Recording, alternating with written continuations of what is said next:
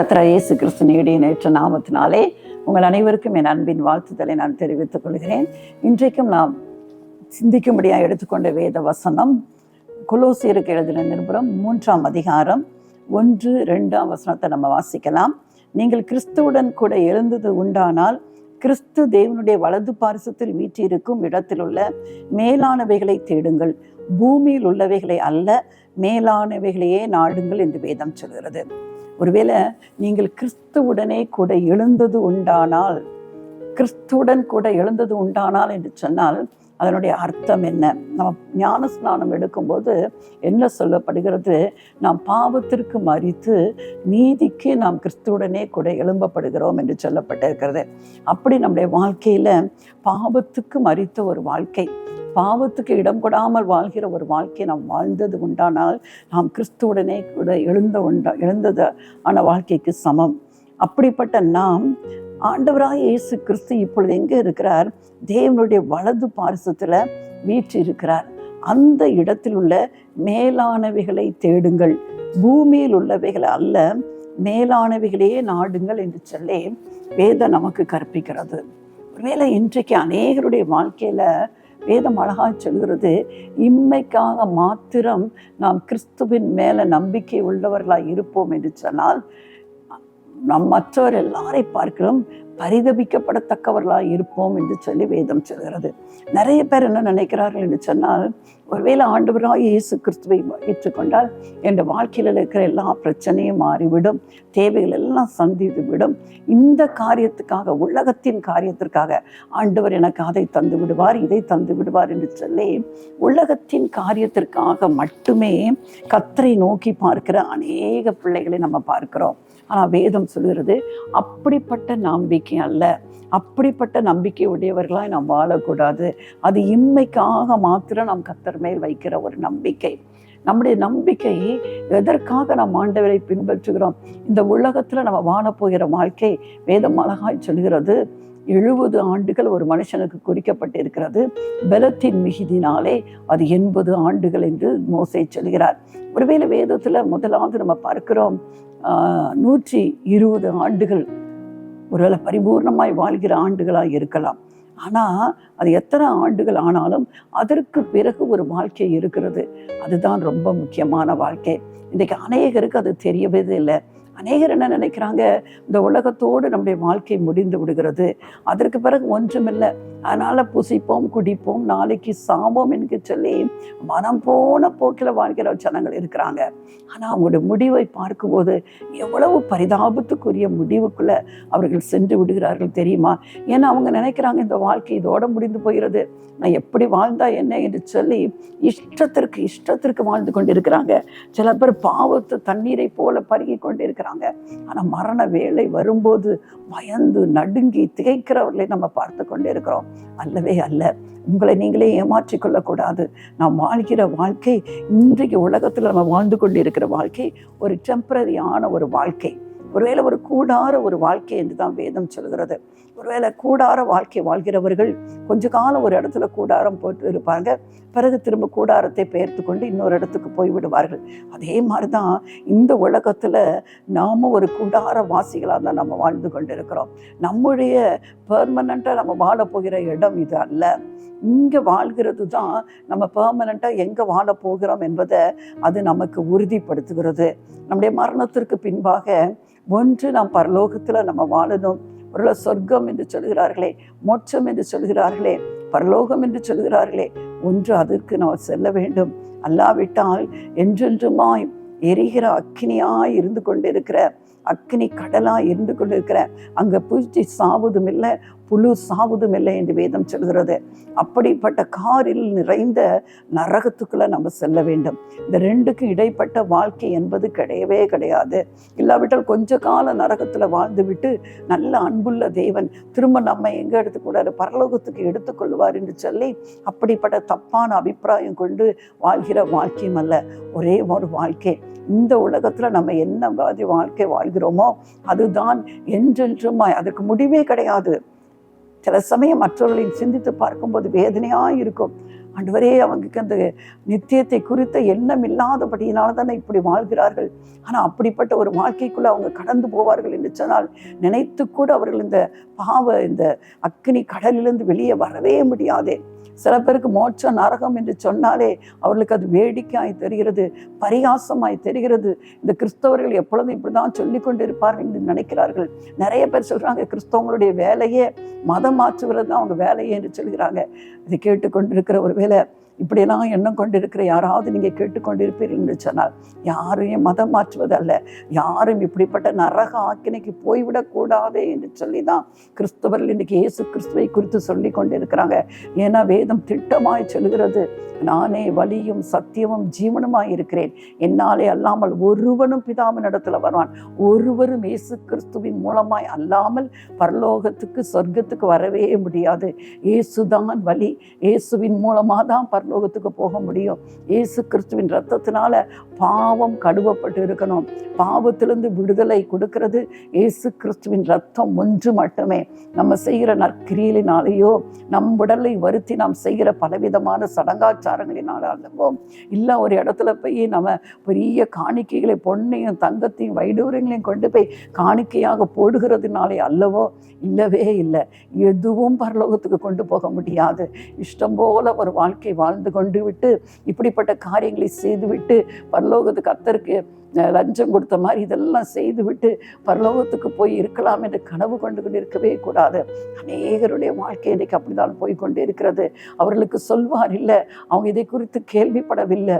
இதை கேட்டுக்கொண்டு இருக்கிற அன்பு தெய்வ பிள்ளைகளே, ஒருவேளை யாராவது உங்களுடைய குடும்பத்தில் இப்படிப்பட்ட வாழ்க்கையை வாழ்ந்து கொண்டிருப்பார்கள் என்று சொன்னால் அவர்கள் நரகத்துக்கு போவதற்கு நீங்கள் ஒரு நாள் இடம் கொடுக்கக்கூடாது.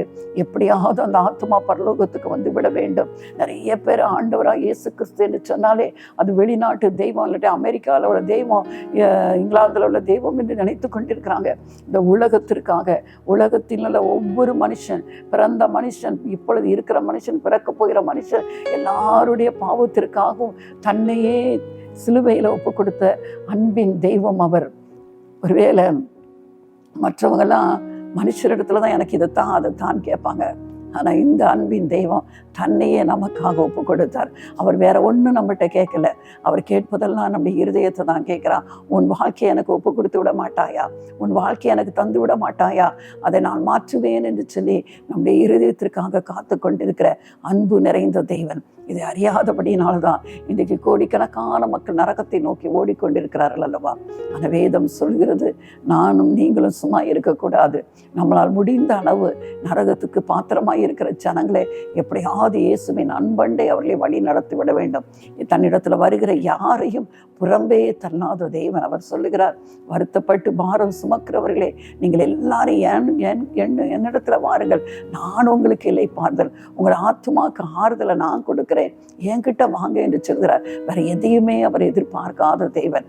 நீங்க உண்மையாகவே மனவேதனையோடு மனக்கசப்போடு வேண்டாம், அந்த வாழ்க்கையே எனக்கு வெறுத்து விட்டது என்று சொல்லி இப்பொழுது நீங்கள் இந்த வார்த்தையை கேட்டுக்கொண்டிருப்பீர்கள் என்று சொன்னார், நீங்கள் செய்ய வேண்டிய ஒரே ஒரு காரியம், இவன் அன்பின் தேவனுடைய கரத்துக்குள்ள ஓடி வந்து கொண்டிருங்க. உங்களுக்காக ஆவலோடு அவர் காத்து கொண்டே இருக்கிறார்.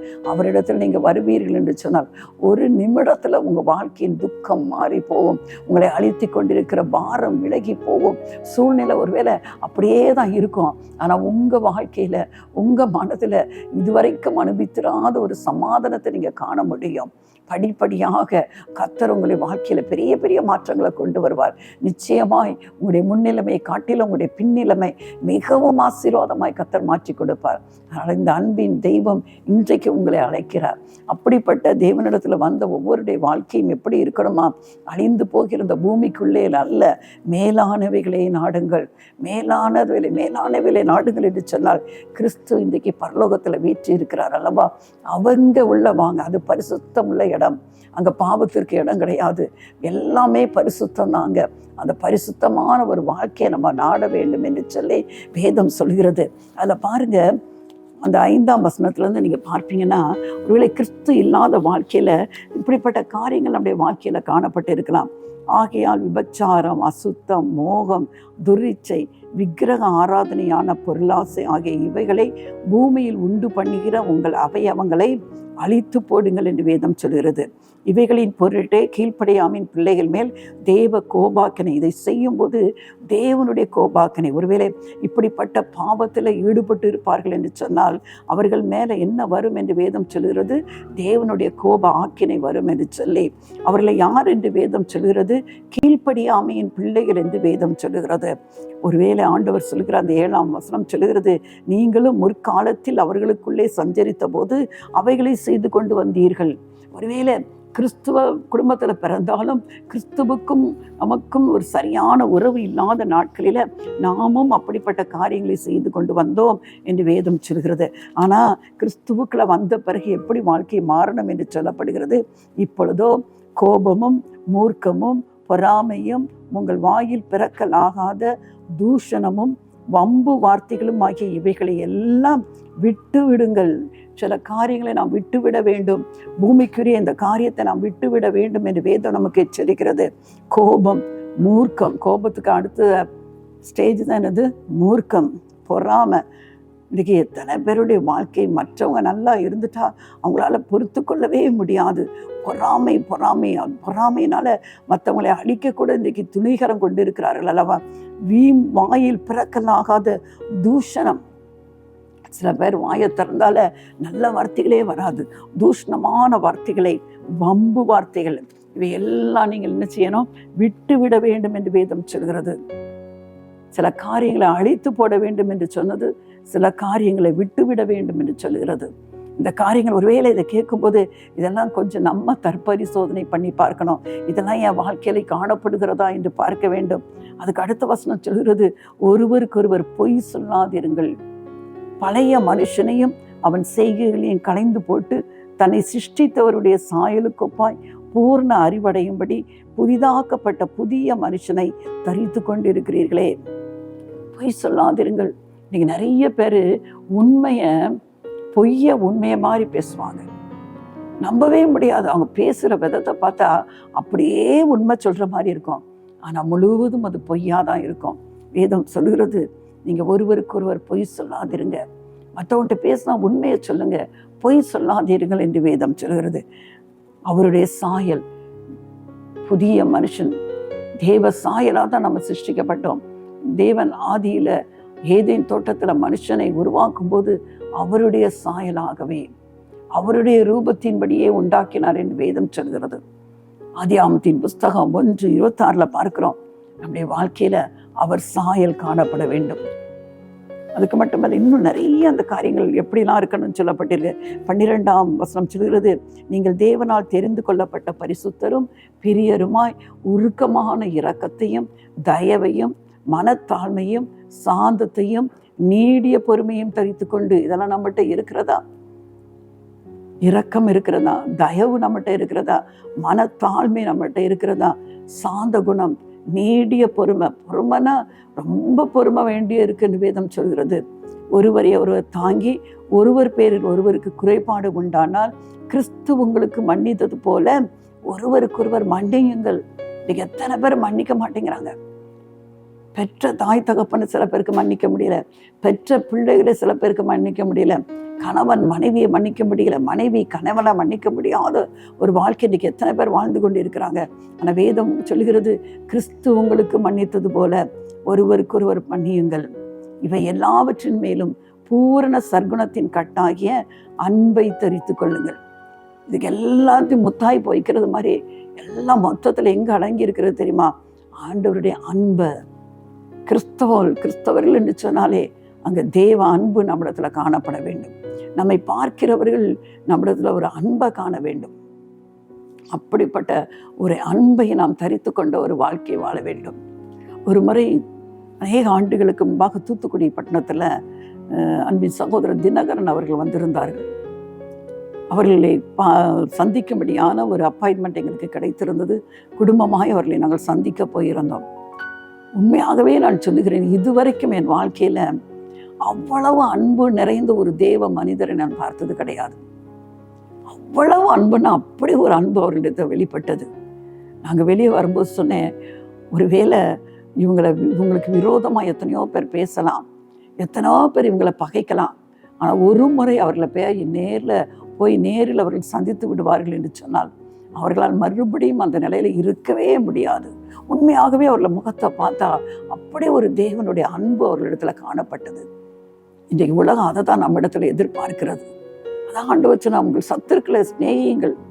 அந்த அன்பை எங்க நம்ம காண முடியும்? இயேசு இடத்துல தான் காண முடியும். அதான் ஆண்டவர் சொல்லுகிறார், பூரண சற்குணத்தின் கட்டாகிய அன்பை தரித்து கொள்ளுங்கள். நம்முடைய வாழ்க்கையை அன்பின் வாழ்க்கையை மாற்றணும். ஆண்டவரை கேட்கணும், ஆண்டவரே என் வாழ்க்கையில் அப்படிப்பட்ட ஒரு அன்பை எனக்கு தாங்க என்று சொல்லி.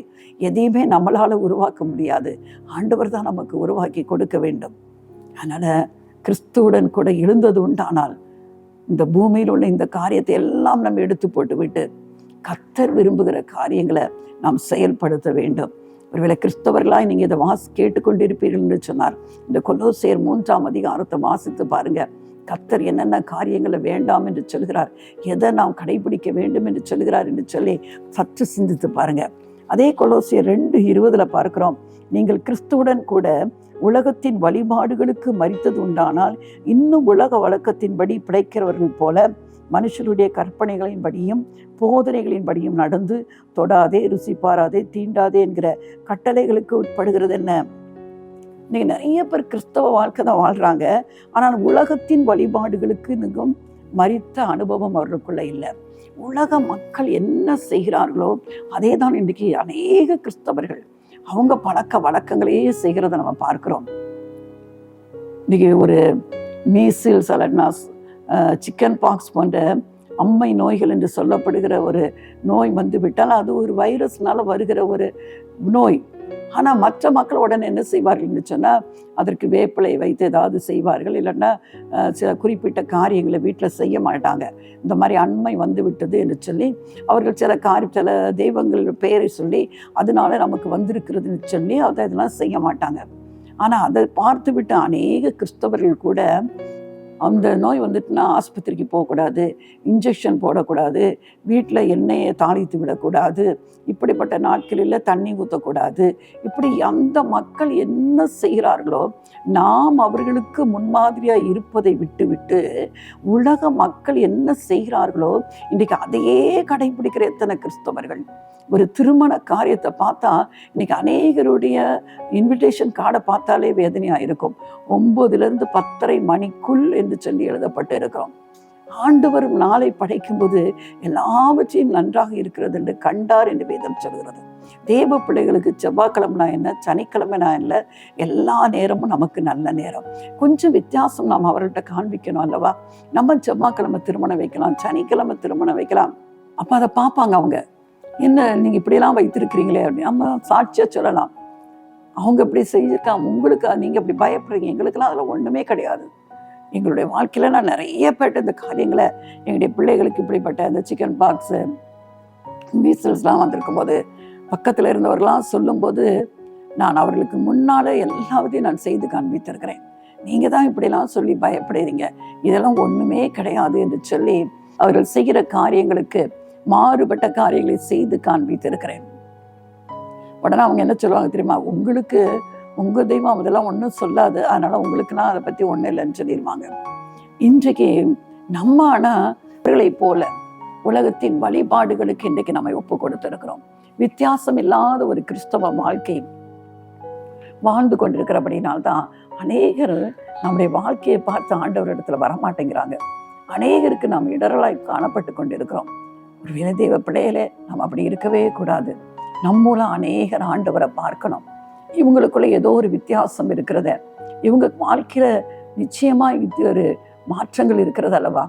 அது என்னன்னு நானும் அறியணுமே, எப்படி இவங்களுடைய வாழ்க்கையில இதெல்லாம் நடைபெறுகிறது என்று சொல்லி அதன் மூலம் அவங்க ஆண்டவருடைய அன்பை அறிந்து கொள்ள வேண்டும் அல்லவா? இந்த நாளில் தயவு செய்து உலகத்தின் வழிபாடு, உலகத்தின் மக்கள் செய்கிறது போல எந்த காரியத்தை நீங்கள் செய்து விடாதீர்கள். இன்னொரு காரியத்தை நம்ம பார்க்கலாம். கலாத்தியருக்கு எழுதின நிருபம் 2ஆம் அதிகாரம் 20ஆம் வசனத்துல அதே பவுல் சொல்கிறார், கிறிஸ்துவுடனே கூட சிலுவையில் அறையப்பட்டேன், ஆயினும் பிழைத்திருக்கிறேன். இனி நான் அல்ல, கிறிஸ்துவே எனக்குள் பிழைத்திருக்கிறார். நான் இப்பொழுது மாம்சத்தில் பிழைத்திருக்கிறதோ என்னில் அன்பு கூர்ந்து எனக்காக தம்மை தாமே ஒப்பு கொடுத்த தேவனுடைய குமாரனை பற்றும் விசுவாசத்தினாலே பிழைத்திருக்கிறேன். முதல்ல பார்த்தோம், கிறிஸ்துவுடனே கூட நம்ம எழுந்தது உண்டானால் பூமிக்குரியவர்களை அல்ல மேலானவைகளை நாடுங்கள் என்று சொல்லி பார்த்தோம். ரெண்டாவது நம்ம பார்த்தோம், கிறிஸ்துவுடனே கூட நம்ம எழுந்தது உண்டானால் நம்ம எப்படி இருக்கணுமா, உலகத்தின் வழிபாடுகளில் நாம் நடக்கக்கூடாது என்று பார்த்தோம். மூன்றாவது நம்ம பார்க்கிறோம், வேதம் சொல்கிறது கிறிஸ்துவுடனே கூட சிலுவையில் நானும் அறையப்பட்டிருக்கிறேன்.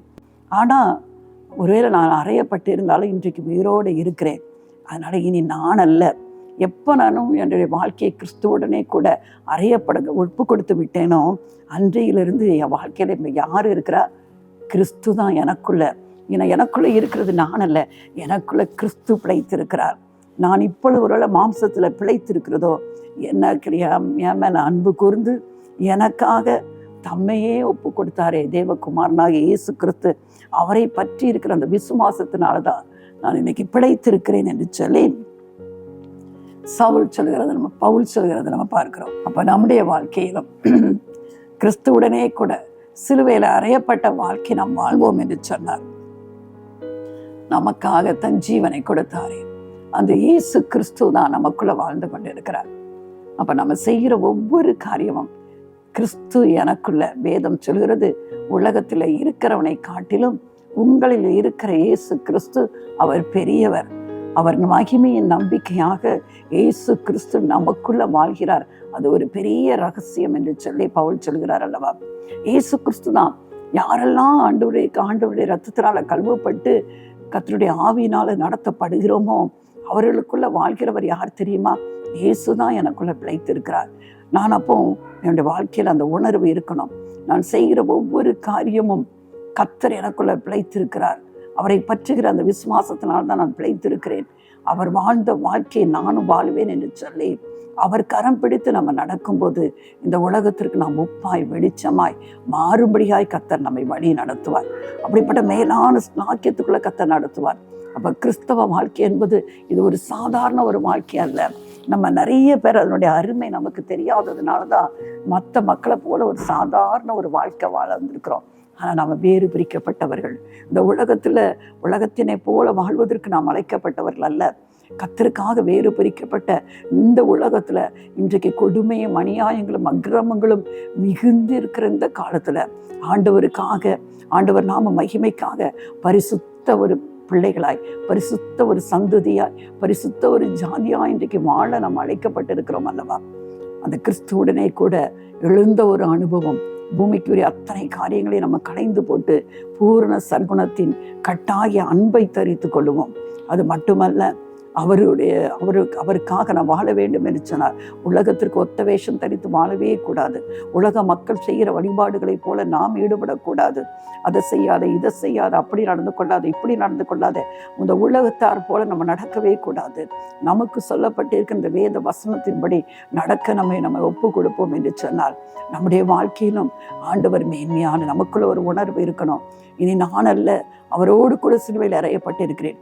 இயேசு கிறிஸ்து தான் இன்றைக்கு எனக்குள்ள பிழைத்திருக்கிறார். நான் வாழ்கிற வாழ்க்கை அந்த தேவகுமாரனுடைய வாழ்க்கைக்காக, அவரை பற்றுகிற விசுவாசத்தினால் தான் வாழ்ந்து கொண்டிருக்கிறேன் என்ற அனுபவத்தோடு நம்ம வாழும்போது கர்த்தர் மகிமையான காரியங்களை நம் மூலம் செயலாற்றுவதற்கு அவர் உண்மையுள்ளவராக இருக்கிறார். கண்களை மூடி நம்ம ஜெபிக்கலாமா?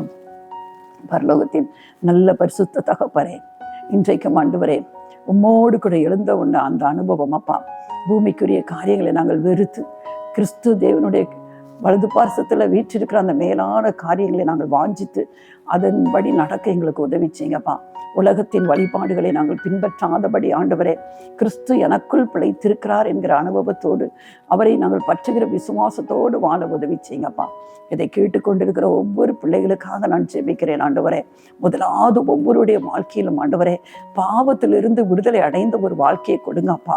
பாவத்தோடு யாரும் வாழக்கூடாது ஆண்டவரே. தகப்பனை கிருபையாய் முதலாவது ஆண்டவரே, பாவத்திலிருந்து விடுதலை வேண்டுமே என்று சொல்லி அப்பா ஒவ்வொருவருக்குள்ளும் அந்த எண்ணத்தை கொடுத்து, இயேசு கிறிஸ்துவின் ரத்தம் சகல பாவங்களை நீக்கி உங்களை சுத்திகரிக்கும் என்ற வேத வசனத்தின்படி உடைய ரத்தத்தினால கழுவப்பட்டு ஆண்டவரே ஒரு வாழ்க்கையை வாழ கர்த்தர் உதவி செய்யுங்க. பரிசுத்த ஆவியானவர்னாலே நடத்தப்பட கர்த்தர் உதவி செய்யுங்கப்பா. ஒவ்வொருவரும் பூரண சர்க்குணத்தின் அன்பாகிய அன்பின் கட்டை தரித்து கொள்ள உதவிச்சிங்க அப்பா. அந்த வேலையில ஆண்டவரே அப்பா, ஏதோ ஒரு காரியத்திற்காக ஆண்டவரே எதிர்பார்ப்போடு காத்திருக்கலாம் அப்பா. தேவைகளோடு திகைத்து கொண்டிருக்கலாம். கடன் பிரச்சனையிலிருந்து மீள முடியாமல் தவித்து கொண்டிருக்கலாம் ஆண்டவரே. வியாதியோடு ஆண்டவரே அநேக ஆண்டுகளாக போராடி கொண்டிருக்கலாம் அப்பா. இது என்றைக்கு முடியும் என்று சொல்லி வேதனைப்பட்டு கொண்டிருக்கலாம் அப்பா. எப்படிப்பட்ட சூழ்நிலையில் இந்த பிள்ளைகள் கேட்டுக்கொண்டிருந்தாலும் அப்பா, இந்த வசனத்தின் மூலம் ஆண்டவரே அவர்களுக்கு ஒரு பெரிய விடுதலை உண்டாகட்டும் இயேசுவின் நாமத்தினாலே. இயேசு கிறிஸ்துவின் ரத்தத்தின் வல்லமை ஒவ்வொருடைய வாழ்க்கையிலும் அவர்களை கட்டி இருக்கிற எல்லா கட்டுகளிலிருந்து அவர்களை விடுதலை ஆக்கி ஆண்டவரே இன்றைக்கு ஒரு விடுதலையை கட்டளையிடுங்கப்பா. பிசாசினாலே அநேக குடும்பங்கள் அலைக்கழிக்கப்படுகிறதிலே செய்வனை சூனியம் என்று சொல்லி எத்தனை குடும்பங்கள் இன்றைக்கு ஆண்டவரே அப்பா பொல்லாத பிசாசினால் அலக்களிக்கப்பட்டு கொண்டிருக்கிறார்கள். இயேசு கிறிஸ்து விடுதலை ஆக்கினால் மெய்யாகவே விடுதலை ஆவீர்கள் என்று வேதம் சொல்கிறதே அப்பா. இந்த வேளையில அந்த குடும்பங்களில இயேசு கிறிஸ்துவின் ரத்தத்தின் வல்லமை அந்த குடும்பங்களில் இருக்கிற எல்லா கட்டுகளிலிருந்து அந்த குடும்பங்களுக்கு விடுதலை உண்டாகட்டும். இதுவரைக்கும் அவர்கள் அனுபவித்த நரக வேதனையிலிருந்து ஆண்டவரே ஒரு பூர்ண விடுதலையை கற்றுக்கொள்ளட்டும் ஆண்டவரே. கர்த்தர் ஒவ்வொருவரையும் தொடுங்கப்பா. ஒவ்வொருவருக்கும் அற்புதம் செய்யுங்கப்பா. கேட்கிற ஒவ்வொருவரும் இந்த நாளில பெற்றுக்கொள்ளத்தக்கதாய் கர்த்தர் ஒவ்வொருடைய வாழ்க்கையிலும் அற்புதத்தை செய்து உடைய பிள்ளைகளை மகிழ பண்ணுங்க. எல்லாவற்றிலும் உடைய பரிசுத்த நாமம் உயர்த்தப்படட்டும். இயேசு ரட்சக நாமத்தில் ஜெபிக்கிறேன் நல்ல பிதாவே. ஆமென். ஆமென்.